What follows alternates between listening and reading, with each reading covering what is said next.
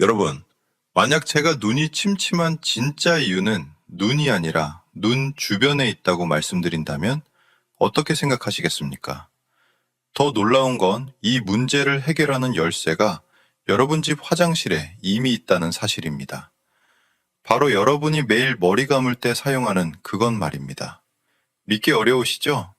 하지만 67세 김말수님은 이 간단한 방법으로 단 한 달 만에 0.3이었던 시력을 1.0으로 회복했습니다.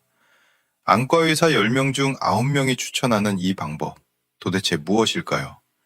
지금부터 그 비밀을 모두 공개합니다. 혹시 여러분도 이런 경험 있으신가요? 아침에 신문을 펼쳤는데 글씨가 번져 보이는 경험, 휴대폰을 봐도 화면이 뿌옇게 느껴지는 경험, 그래서 나도 이제 늙었나 보다 하고 체념하셨던 경험, 오늘 이 영상 하나면은 그 고민 모두 해결됩니다. 오늘 소개해드릴 사례는 실제 환자분의 경험담이지만 개인정보 보호를 위해 이름과 세부 정보는 가명으로 처리했음을 미리 알려드립니다. 67세 김말수님의 이야기부터 들어보시죠. 김말수님은 30년간 은행에서 근무하시다 은퇴하신 분입니다. 평생 숫자와 서류를 다루셨던 분이라 눈 건강에는 자신이 있으셨죠.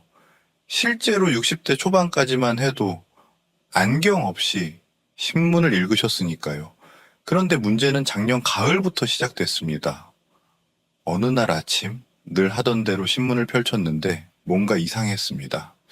글씨가 선명하지 않았어요. 처음엔 오늘 신문 인쇄 상태가 안 좋나 보다 하고 대수롭지 않게 넘겼습니다. 그런데 그 다음 날도 똑같았습니다. 김말수님은 이렇게 말씀하셨습니다. 마치 안개 낀 날 창문 밖을 보는 것 같았어요. 글씨는 분명히 거기 있는데 뿌옇게 번져서 초점이 잡히지 않는 거예요. 처음엔 눈을 비비면 나아질 줄 알았는데 오히려 더 뿌옇게 보이더라고요. 여러분도 이런 증상 겪어보신 적 있으신가요? 댓글로 남겨주세요. 김말수님은 당연히 노안이 심해진 거라고 생각하셨습니다. 주변 친구들도 다들 비슷한 나이에 돋보기 안경을 맞췄다고 하니까요. 그래서 동네 안경원을 찾아가셨습니다. 시력 검사를 하고 이것저것 렌즈를 바꿔가며 확인했습니다. 그리고 60만 원이 넘는 고급 누진 다초점 렌즈로 안경을 맞추셨어요. 이제 괜찮겠지 하는 기대를 안고 집에 돌아오셨습니다. 새 안경을 쓰고 다시 신문을 펼쳤습니다. 그런데 여전히 뿌옇게 보였습니다. 아니 어쩌면 전보다 더 답답하게 느껴졌습니다. 그때 정말 막막했어요. 60만 원이나 주고 산 안경인데 전혀 소용이 없으니까요. 주변 사람들한테 물어봐도 다들 적응 기간이 필요하다고만 하더라고요. 그래서 한 달을 기다렸는데 한 달이 지나도 똑같았어요. 여러분, 혹시 비싼 안경 맞추고도 여전히 불편하셨던 경험 있으신가요? 그렇다면 오늘 이야기 끝까지 들어보세요. 정말 중요한 내용입니다. 결국 김말수님은 백내장을 의심하기 시작했습니다. 인터넷을 찾아보니 백내장 증상이 자신의 증상과 너무나 비슷했기 때문입니다. 시야가 뿌옇다, 안개 낀 것처럼 보인다, 빛이 번져 보인다. 모두 딱 맞아떨어졌습니다. 이제 수술밖에 없구나. 김말수님은 각오를 단단히 하고 대학병원 안과를 예약했습니다. 진료 날까지 2주를 기다리는 동안 김말수님의 마음은 무거웠습니다. 수술 비용은 얼마나 들까? 수술 후 회복은 잘 될까? 온갖 걱정이 머릿속을 떠나지 않았죠. 드디어 진료 날이 왔습니다. 박사님은 김말수님의 눈을 꼼꼼히 검사하셨습니다. 시력 검사, 안압 검사, 그리고 색극등 현미경으로 눈 구석구석을 살펴보셨습니다. 검사 시간만 30분이 넘게 걸렸어요. 그리고 박사님이 입을 여셨습니다. 백내장 아니세요? 김말수님은 귀를 의심했습니다. 네, 그럼 뭔가요? 박사님은 웃으시며 설명하셨습니다. 시력 자체는 정상입니다. 교정 시력이 양쪽 눈 모두 0.8이 나오네요. 문제는 다른 데 있습니다. 다른데요? 네, 안구건조증입니다. 심한 안구건조증 때문에 눈이 뿌옇게 보이시는 겁니다. 김말수님은 어리둥절했습니다. 안구 건조증이라고요? 그건 그냥 눈이 좀 뻑뻑한 거 아닌가요? 그게 시력까지 떨어뜨릴 수 있다고요? 여러분도 의아하시죠? 안구 건조증이 어떻게 시력을 떨어뜨릴 수 있을까요? 지금부터 그 놀라운 메커니즘을 자세히 설명해 드리겠습니다. 이 부분 정말 중요하니까 집중해 주세요. 첫 번째, 당신의 눈이 침침한 진짜 이유 90%는 안구 건조증 때문입니다. 여러분, 충격적인 통계 하나 말씀드릴게요.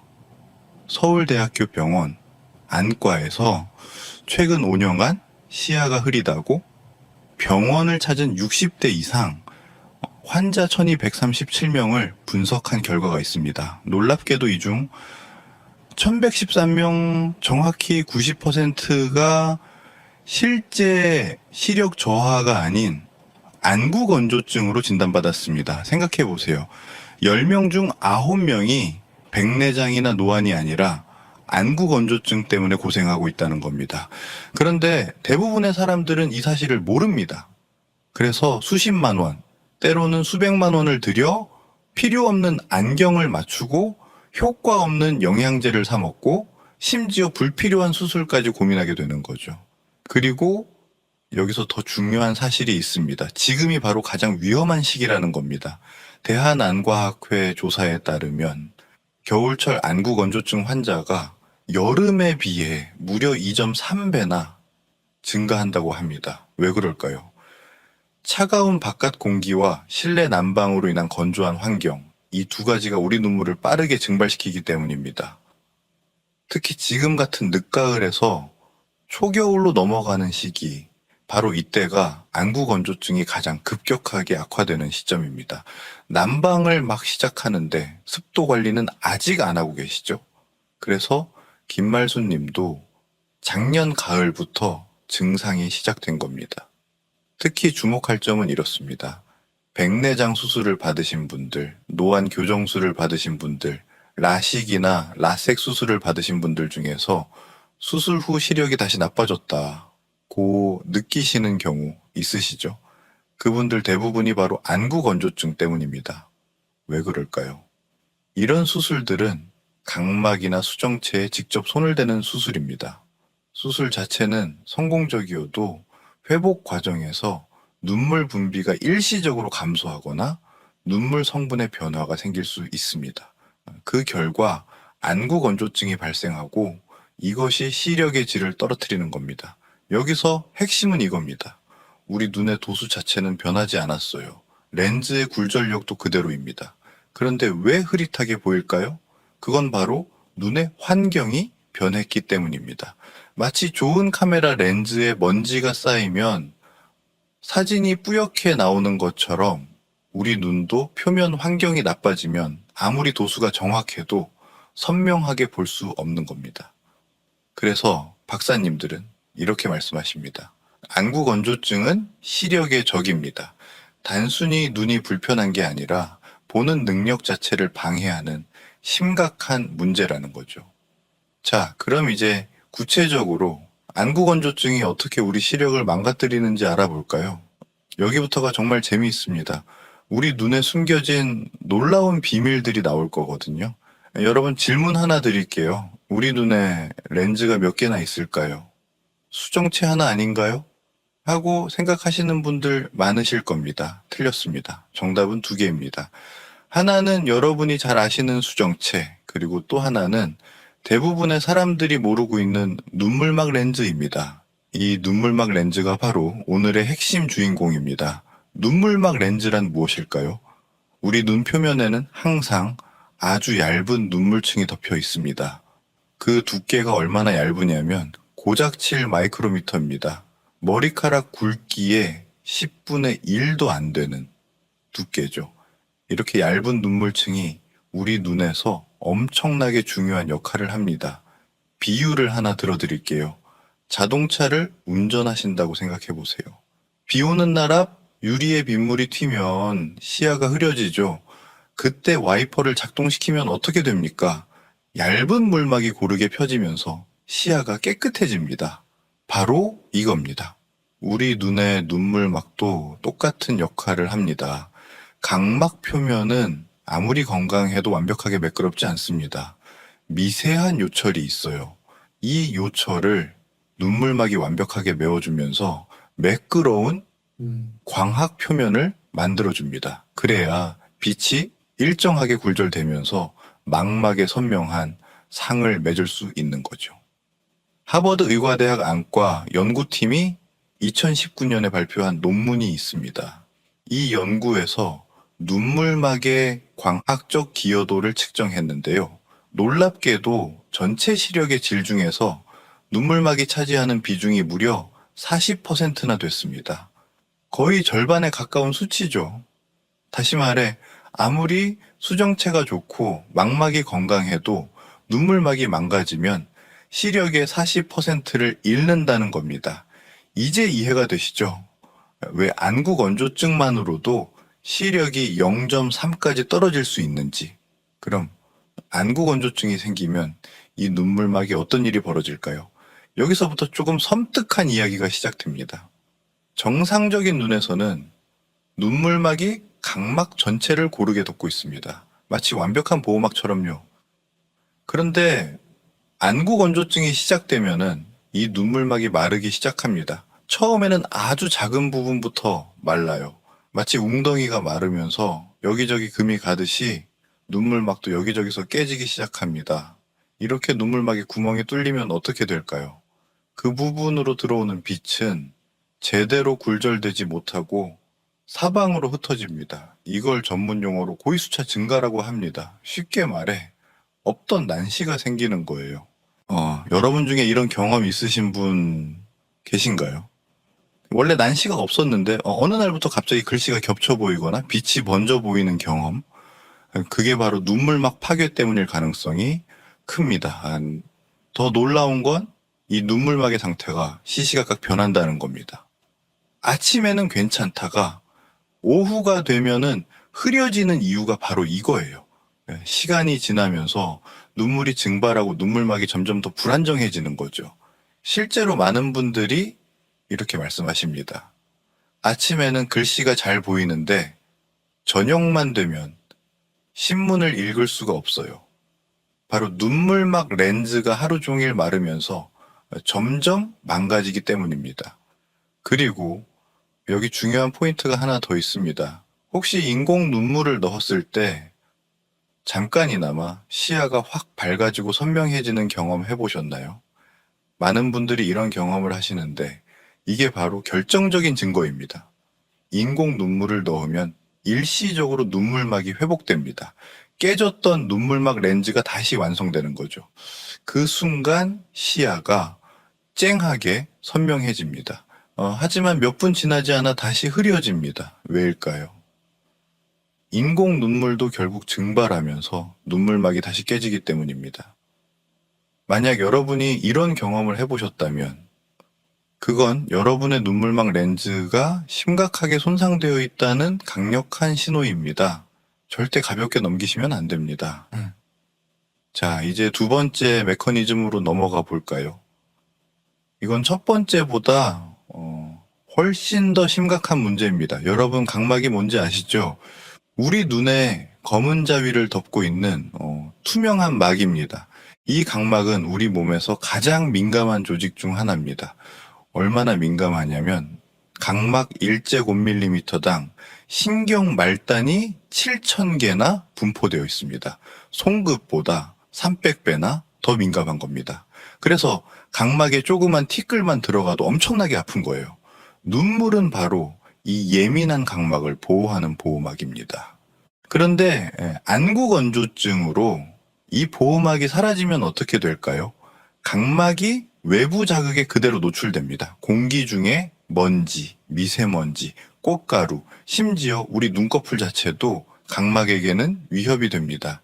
우리는 평균적으로 1분에 15번에서 20번 정도 눈을 깜빡입니다. 하루로 계산하면 약 2만 번입니다. 정상적인 상태에서는 눈물이 윤활제 역할을 해서 눈꺼풀과 각막 사이의 마찰을 최소화합니다. 하지만 안구 건조증이 있으면 이야기가 달라집니다.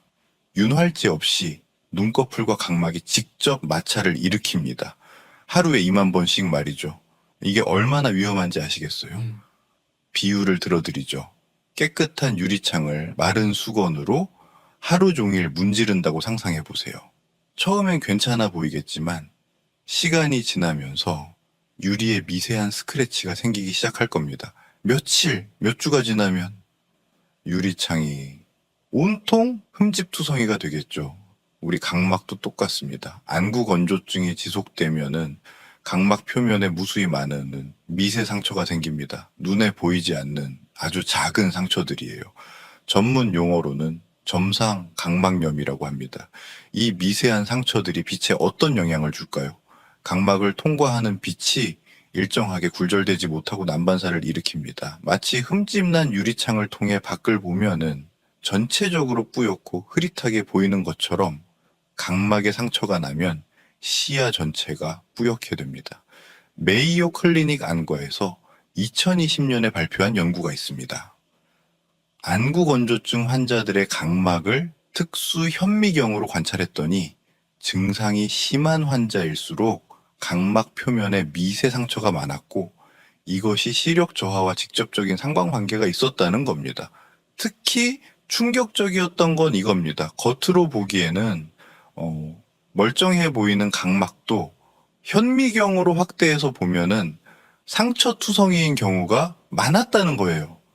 환자들은 자신의 각막이 이렇게 손상된 줄도 모르고 지냅니다. 그리고 더 무서운 단계가 있습니다. 상처가 더 심해지면은 각막을 덮고 있던 상피세포가 아예 벗겨져 나갑니다. 이걸 각막밀환이라고 하는데요. 이 단계까지 가면은 시력이 정말 급격하게 떨어집니다. 0.3, 0.4 수준까지도 떨어질 수 있어요. 김말수님이 바로 이 단계였습니다. 박사님이 김말수님의 각막을 검사했을 때 상피세포가 부분적으로 벗겨진 부위가 여러 곳 발견됐다고 합니다. 조금만 늦었어도 더 심각한 상황이 될 뻔했다고 박사님이 말씀하셨대요. 여러분도 혹시 이런 증상들이 있으신가요? 눈이 뻑뻑하고 이물감이 느껴진다, 눈이 쉽게 피로해진다, 바람만 불어도 눈물이 난다, 아침에 눈뜨기가 힘들다, 이런 증상들이 있다면은 지금 당장 주의하셔야 합니다. 각막 손상이 진행되고 있을 가능성이 높습니다.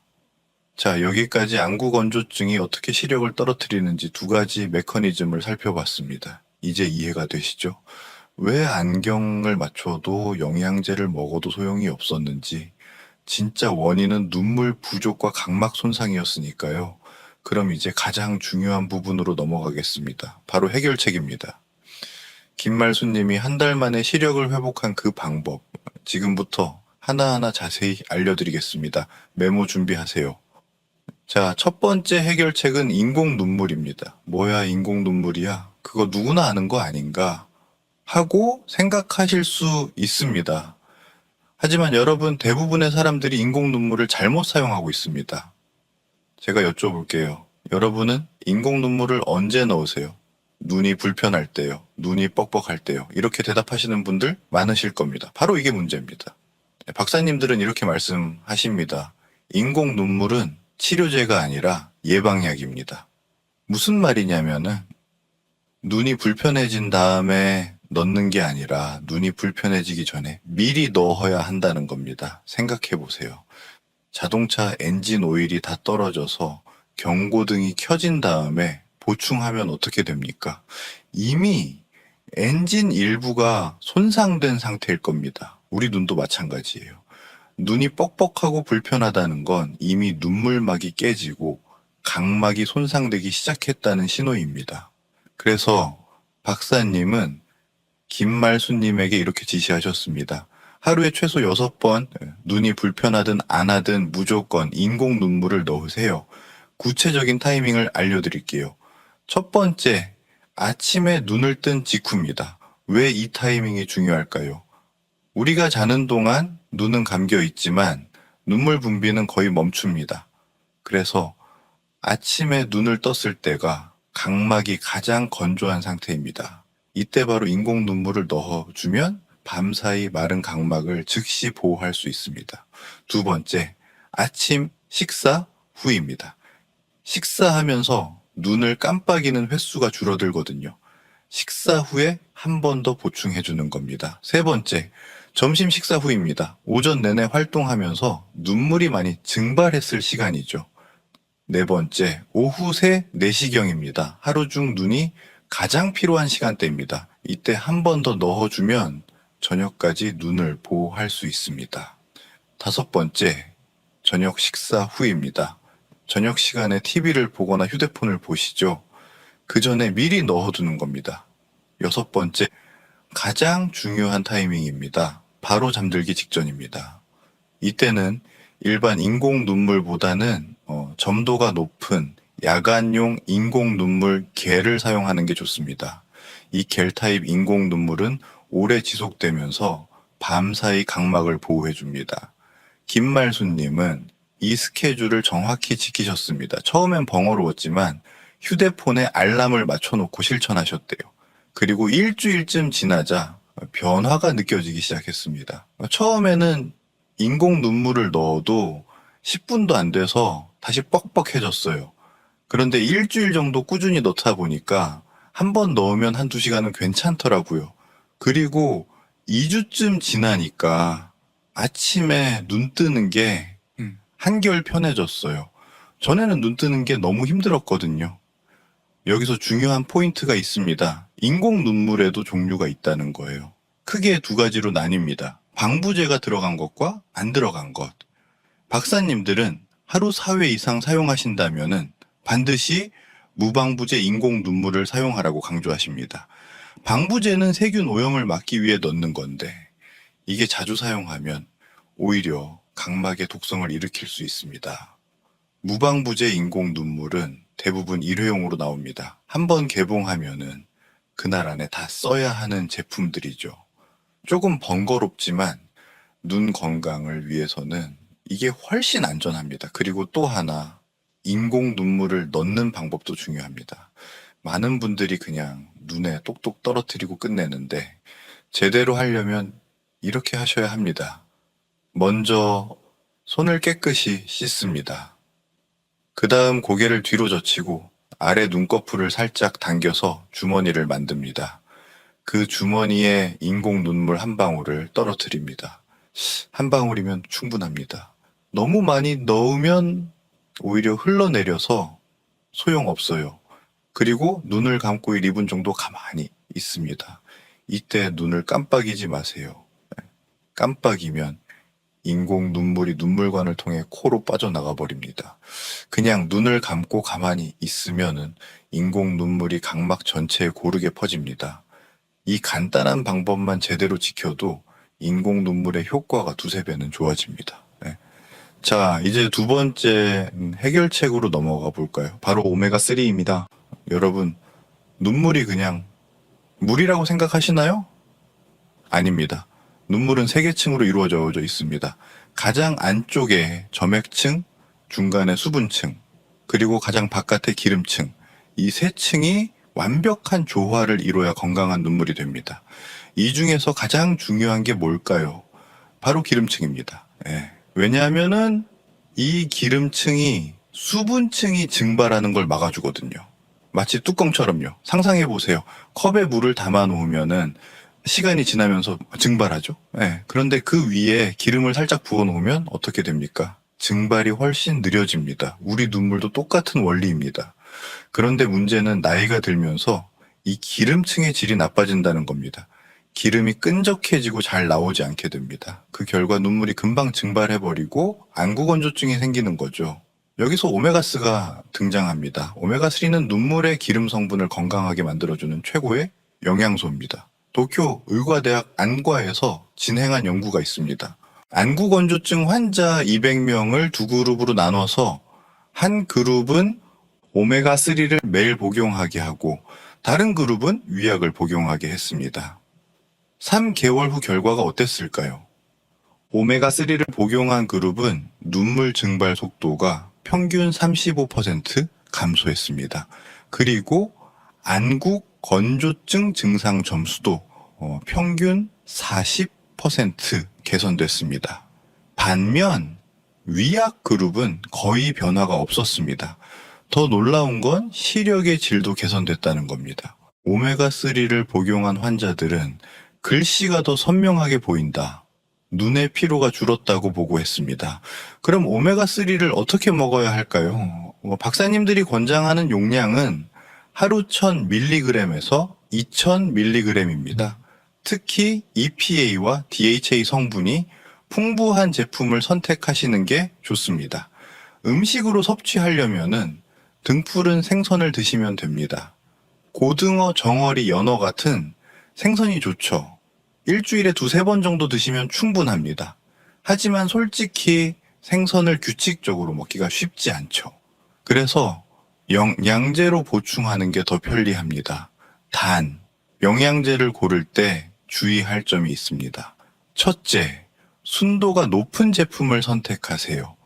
초임계 추출 방식으로 만든 제품이 불순물이 적고 흡수율이 좋습니다. 둘째, 캡슐 크기가 너무 크지 않은 제품을 고르세요. 드시기 편해야 오래 드실 수 있으니까요. 셋째, 식후에 드세요. 오메가3는 지용성이라 음식과 함께 먹어야 흡수가 잘 됩니다. 김말수님도 오메가3를 꾸준히 복용하셨습니다. 아침 식사 후에 하나, 저녁 식사 후에 하나, 하루 2번 규칙적으로 드셨대요. 처음에는 효과를 잘 모르겠더라고요. 그런데 한 달쯤 지나니까 확실히 눈이 덜 마르는 느낌이었어요. 전에는 오후만 되면 눈이 뻑뻑해서 계속 인공 눈물을 넣어야 했는데 오메가3를 먹으니까 그 횟수가 확 줄었어요. 중요한 건 꾸준함입니다. 오메가3는 단기간에 효과가 나타나는 게 아닙니다. 최소 4주, 길게는 2개월에서 3개월은 복용해야 확실한 효과를 느낄 수 있습니다. 그러니 조급해하지 마시고 꾸준히 드세요. 자, 이제 마지막 해결책입니다. 이게 사실 가장 중요하면서도 가장 많이 간과되는 방법입니다. 바로 눈꺼풀 청소입니다. 처음 영상 시작할 때 제가 뭐라고 했죠? 여러분, 집 화장실에 이미 해답이 있다고 했습니다. 바로 이겁니다. 샴푸로 눈꺼풀을 닦는 거예요. 눈꺼풀을 샴푸로 닦는다고요? 그게 말이 돼요? 하시는 분들 계실 겁니다. 네, 말이 됩니다. 그것도 아주 과학적인 근거가 있는 방법입니다. 조금 전에 말씀드렸죠. 눈물의 기름층이 중요하다고. 이 기름이 어디서 나올까요? 바로 눈꺼풀 가장자리에 있는 마이봄샘이라는 작은 기름샘에서 나옵니다. 위 눈꺼풀에 약 2530개, 아래 눈꺼풀에 약 2025개, 총 50개 정도의 마이봄샘이 있습니다. 이 작은 샘들이 눈을 깜빡일 때마다 기름을 조금씩 분비해서 눈물층을 덮어주는 겁니다. 그런데 문제가 뭐냐면 이 기름샘의 입구가 막히는 경우가 정말 많습니다. 특히 50대 이후부터는 거의 대부분의 사람들이 부분적으로 막혀 있다고 봐야 합니다. 왜 막힐까요? 여러 가지 이유가 있습니다. 첫째, 나이가 들면서 기름 자체가 끈적해집니다. 마치 오래된 기계 기름이 굳는 것처럼요. 둘째, 눈꺼풀 가장자리에 쌓이는 각질과 노폐물이 입구를 막습니다. 셋째, 여성분들의 경우 눈 화장, 특히 아이라이너나 마스카라가 샘 입구를 막을 수 있습니다. 마이봄샘이 막히면 어떻게 될까요? 아무리 눈물이 충분해도 기름층이 형성되지 않습니다. 그 결과 눈물이 금방 증발하고 안구건조증이 생기는 거죠. 서울 아산병원 안과에서 안구건조증 환자 500명을 검사했더니 85%가 마이봄샘 기능 장애를 가지고 있었습니다. 10명 중 8명에서 9명이에요. 엄청난 비율이죠. 그래서 박사님들은 입을 모아 말씀하십니다. 안구건조증 치료의 핵심은 마이봄샘 관리입니다. 아무리 인공 눈물을 넣고 오메가3를 먹어도 마이봄샘이 막혀 있으면은 근본적인 해결이 안 된다는 겁니다. 그러면 어떻게 관리해야 할까요? 바로 눈꺼풀 청소입니다. 방법은 정말 간단합니다. 아침, 저녁 세수할 때 눈꺼풀을 닦아주면 됩니다. 구체적인 방법을 알려드릴게요. 첫 번째 단계, 온찜질입니다. 먼저 따뜻한 물에 수건을 적셔서 눈 위에 올려놓습니다. 온도는 40도에서 45도 정도가 적당합니다. 너무 뜨거우면 화상을 입을 수 있으니 주의하세요. 이 상태로 5분 정도 유지합니다. 왜 온찜질이 필요할까요? 열이 굳어있던 기름을 녹여주기 때문입니다. 막혀있던 마이봄샘의 기름이 열을 받으면 액체 상태로 변하면서 배출이 쉬워집니다. 두 번째 단계, 눈꺼풀 마사지입니다. 온찜질이 끝나면은 손가락으로 눈꺼풀을 부드럽게 마사지합니다. 위 눈꺼풀은 위에서 아래로, 아래 눈꺼풀은 아래에서 위로 쓸어내리듯 마사지합니다. 이렇게 하면은 녹아있던 기름이 샘 밖으로 배출됩니다. 세 번째 단계, 눈꺼풀 청소입니다. 이제 샴푸를 조금 손에 묻혀서 거품을 냅니다. 아기 샴푸나 순한 샴푸를 사용하시는 게 좋습니다. 그리고 눈을 감은 상태에서 속눈썹이 난 부위를 부드럽게 문질러 닦습니다. 눈에 샴푸가 들어가면 어떡하죠? 걱정하실 수 있습니다. 물론 조심해야 하지만 눈을 감고 속눈썹 부위만 닦으면은 샴푸가 눈 안으로 들어갈 일은 거의 없습니다. 만약 들어가도 깨끗이 헹구면 됩니다. 네 번째 단계, 깨끗이 헹구기입니다. 눈을 감은 상태에서 미지근한 물로 샴푸를 완전히 씻어냅니다. 이때도 눈 안으로 물이 들어가지 않도록 조심하세요. 이 네 단계를 아침, 저녁 하루 2번씩 하시면 됩니다. 처음엔 귀찮을 수 있지만 익숙해지면 5분도 안 걸립니다. 김말수님은 이 방법을 매일 실천하셨습니다. 특히 저녁 샤워할 때는 꼭 빠뜨리지 않고 하셨대요.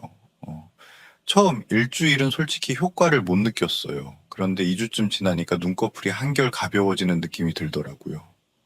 전에는 눈꺼풀이 무겁고 뻐근했는데 그게 사라졌어요. 그리고 3주쯤 지나니까 확실히 눈이 덜 마르는 게 느껴졌어요. 실제로 박사님이 한 달 후 재검사를 했을 때 김말수님의 마이봄샘에서 기름이 다시 정상적으로 분비되고 있었다고 합니다. 그리고 각막 표면의 상처도 대부분 회복되어 있었고요. 여기서 추가 팁을 하나 더 드릴게요. 시중에 눈꺼풀 청소용 제품들이 나와 있습니다. 눈꺼풀 전용 클렌저, 눈꺼풀 세정 티슈 같은 것들이죠.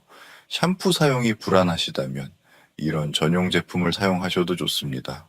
또 하나, 눈 화장을 하시는 여성분들께 특히 당부드립니다. 저녁에 화장을 지울 때 눈꺼풀 가장자리까지 꼼꼼히 닦아주세요. 아이라이너나 마스카라 잔여물이 남아있으면 마이봄샘을 막을 수 있습니다. 모든 것을 종합하면 지금까지 3가지 해결책을 알려드렸습니다. 인공 눈물 자주 넣기, 오메가3 꾸준히 먹기, 그리고 눈꺼풀 깨끗이 닦기.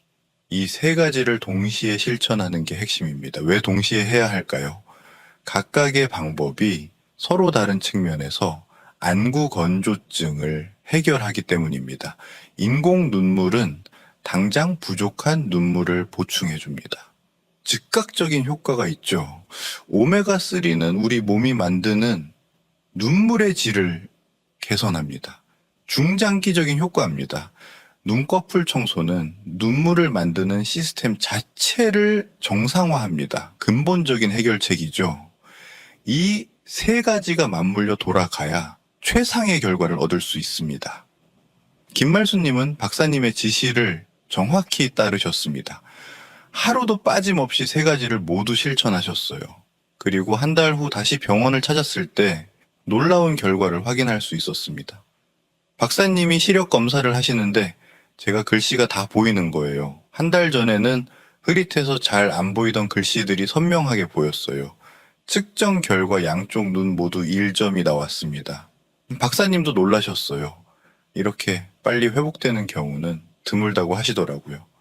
김말수님은 지금도 3가지 습관을 계속 유지하고 계십니다. 이제는 습관이 되어서 하루라도 안 하면 뭔가 불안해요. 그리고 무엇보다 다시 신문을 읽을 수 있게 되어서 너무 행복합니다. 여러분도 할 수 있습니다. 특별한 재능이 필요한 것도 아니고 비싼 돈이 드는 것도 아닙니다. 필요한 건 딱 한 가지, 꾸준함입니다. 오늘 당장 시작하세요. 지금 이 영상을 끄고 나가서 인공 눈물 하나 사시고 오메가3 한 통 사시고 오늘 저녁 샤워할 때 눈꺼풀을 닦아보세요. 그리고 내일도 모레도 계속 하세요. 한 달 후 여러분도 김말수님처럼 맑고 선명한 세상을 되찾으실 수 있을 겁니다. 더 이상 눈이 침침하다고 절망하지 마십시오. 더 이상 노화를 탓하지 마십시오. 우리에게는 해결책이 있습니다. 그것도 아주 간단하고 확실한 해결책이요. 당신도 충분히 맑고 선명한 세상을 다시 볼 수 있습니다. 오늘부터 꼭 실천해 보십시오. 혹시 아직 구독과 좋아요를 누르지 않으셨다면 지금 버튼을 눌러주세요. 그리고 하트를 2번 두드리면 온 가족 건강과 행복이 가득해집니다. 댓글로 여러분의 눈 건강 이야기도 들려주세요. 어떤 증상이 있으신지, 오늘 영상이 도움이 되셨는지 궁금합니다. 그리고 주변에 눈이 침침하다고 고생하시는 분들이 계시다면 이 영상을 꼭 공유해 주세요. 여러분의 작은 관심이 누군가의 삶을 바꿀 수 있습니다. 감사합니다. 건강한 눈으로 밝은 세상 보시길 바랍니다.